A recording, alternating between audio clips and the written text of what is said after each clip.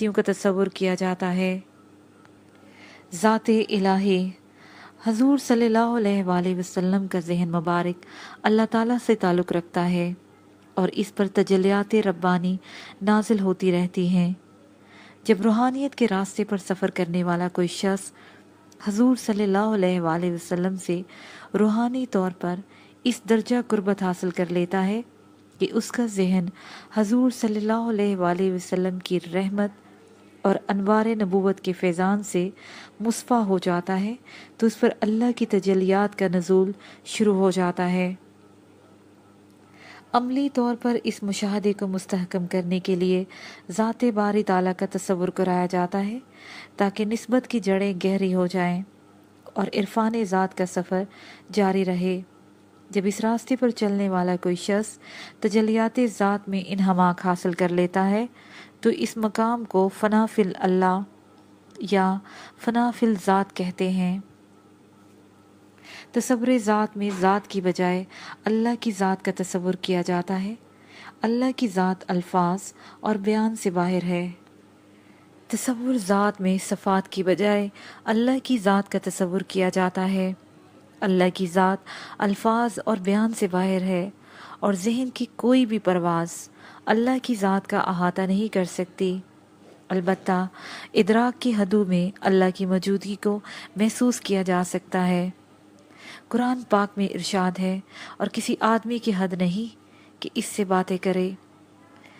बातें करे अल्लाह मगर इशारे से या पर्दे के पीछे से या भेजे पैगाम लाने वाला।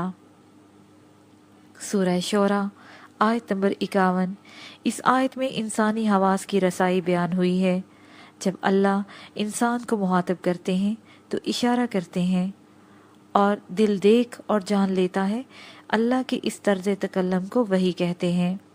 दूसरी तर्ज में अल्लाह एलची के ज़रिए बात करते हैं, यानी आंखें एलची को देखती हैं। तीसरा तरीका यह है कि अल्लाह किसी अपने बंदे पर रोनुमाई करते हैं। इस तर्ज का नाम हिजाब है। मसलन अल्लाह एक जमील और नूर आला नूर सूरत में बंदे पर जलवा फरमाते हैं। ये जमील सूरत अल्लाह नहीं बल्कि हिजाब है। तसव्वुर ज़ात के मुराकबे में अल्फाज और बयान की मुख्तलिफ तर्जों में अल्लाह की तरफ रजू किया जाता है। तसव्वुर ज़ात के बहुत सारे तरीके हैं। एक, साहब मुराकबा तसव्वुर करता है कि इसके कल्ब पर इसम अल्लाह नूरानी अल्फाज में लिखा हुआ है और इसकी नूरानी शुआओं से सारा आलम मुनव्वर है। दो, वो अर्श पर अल्लाह के हजूर सजदा रेज है। तीन, अल्लाह ताला की ज़ात तजल्ला की सूरत में उसके सामने है। चार, अल्लाह इस पर तवज्जो फरमा रहे हैं और तवज्जो अनवार की सूरत में उस पर वारिद हो रही है। 5, रूहानियत का तालब ये तसव्वुर करता है कि अल्लाह उसको देख रहे हैं, उसको मुराकबा रोयत कहते हैं। 6, कुरान पाक में इरशाद है, तुम जहाँ कहीं भी हो अल्लाह तुम्हारे साथ है। चनाचा मुराकबा में अल्लाह के साथ होने का तसव्वुर किया जाता है। इस मुराकबे को मुराकबा मैयत कहते हैं। 7, मुराकबे में इस आयत का तसव्वुर कायम किया जाता है कि हम तुम्हारी रगे जहाँ से भी ज़्यादा करीब हैं। इस मुराकबे का नाम मुराकबा अकरब है। 8, जिधर मुँह करो उधर अल्लाह है। मुराकबे में इस आयत के मुताबिक ये तसव्वुर किया जाता है कि हर तरफ अल्लाह ही अल्लाह है।